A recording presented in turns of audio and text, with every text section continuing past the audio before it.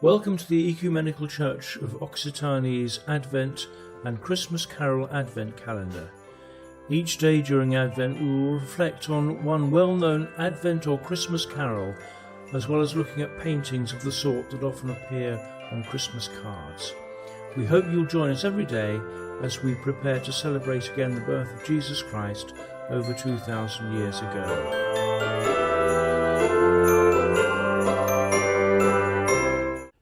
December the 25th, O come all ye faithful.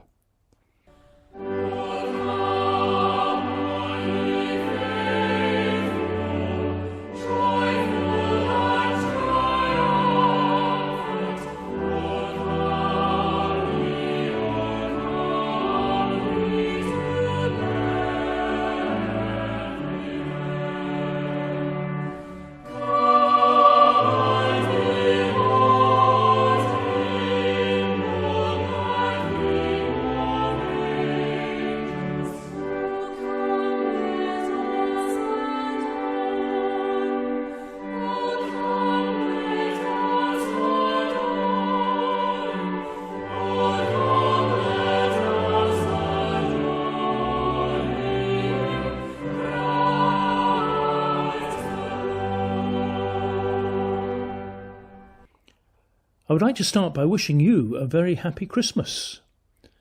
O come all ye faithful is really the only carol I could choose for Christmas Day, especially given the first line of the last verse, Yea, Lord, we greet thee, born this happy morning. As with the shepherds we've been looking at over recent days, we join them in approaching the newly born babe in Bethlehem. Indeed, the refrain, repeated 3 times and increasing in volume, O come, let us adore him, makes clear this sense of movement. In many of the carols we have been listening to over the past few weeks, the Council of Nicaea of 325 AD has been lurking in the background. In this carol, it lurches from the background to the foreground. In the second verse, the words God of God, light of light, springs straight from the Nicene Creed, along with very God, begotten, not created. There is also a reference to John's Gospel in the last verse, Word of the Father, indicating the pre-existence of the Son before his birth as a child in Bethlehem. It is found in the Gospel reading for today. In the beginning was the Word, and the Word was with God, and the Word was God. He was in the beginning with God. All things came into being through him, and without him not one thing came into being. So another profoundly theological carol. In the festival of lessons and carols at King's, it is the next to last carol after the above reading from John's Gospel. The Latin version of the carol, Adeste Fideles, no doubt goes back a long way. Some have even attributed it to the Franciscan St. Bonaventure in the 13th century.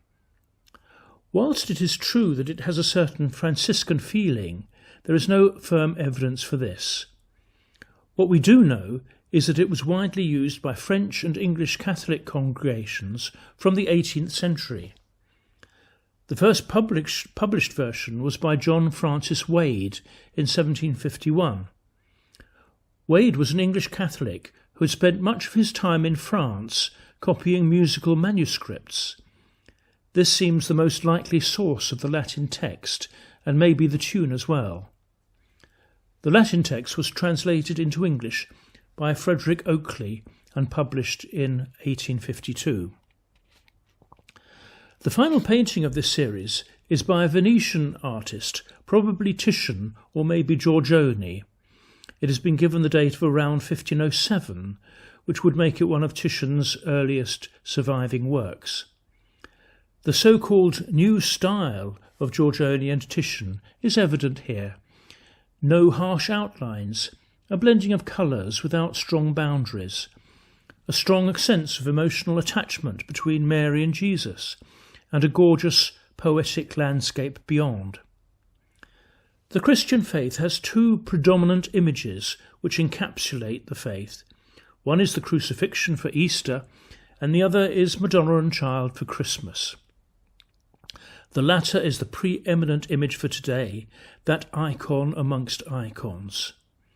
And if you strip away the theology, leave to one side the gospel narratives and the epistles, imagine you know nothing at all of the Christian faith, a painting such as today's can still tell you an enormous amount of all you need to know about God and your fellow human beings.